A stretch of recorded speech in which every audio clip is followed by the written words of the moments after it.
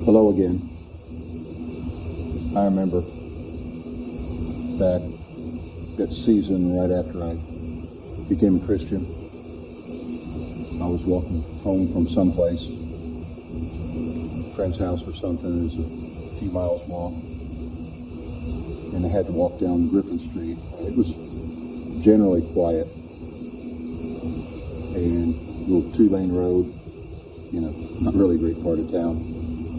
And there's this hill that goes down between these trees out to the trailer court where my mom lived. And I would always get rather anxious when I got to that hill. You know what I'm talking about, that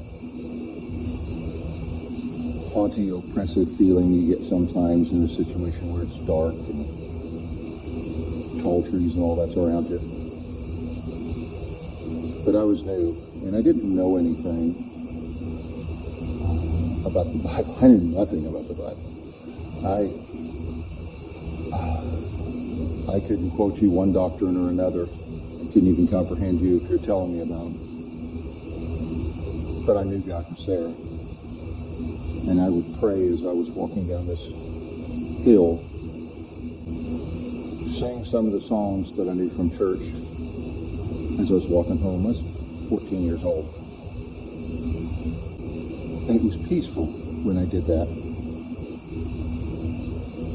In that period, before I got all the belief structure and such, from all the learning that you do over the course of years, and then you rely on that belief structure, I didn't have any of that to rely on. I only had this very simple relationship with God, and it was vibrant, and it was alive. It was like a nursing baby looking up to his mom.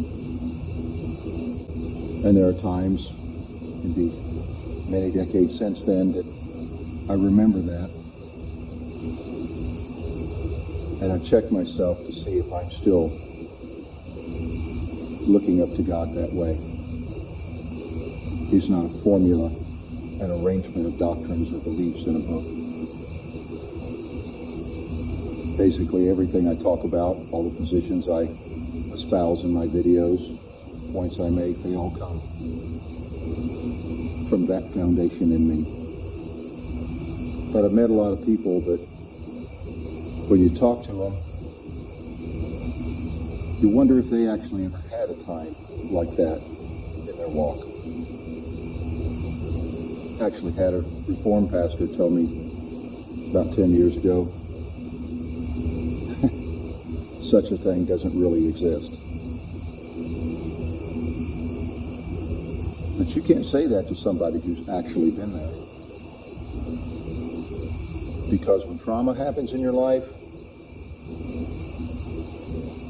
it's not the latest book on grace or all your doctrinal views and stuff that you rely on. You fall on your knees and you cry out to God just like you did the day after you got saved. Because underneath it all, that has to be your foundation. That has to be who you are and where you're coming from. Because that is what's actually real in all this.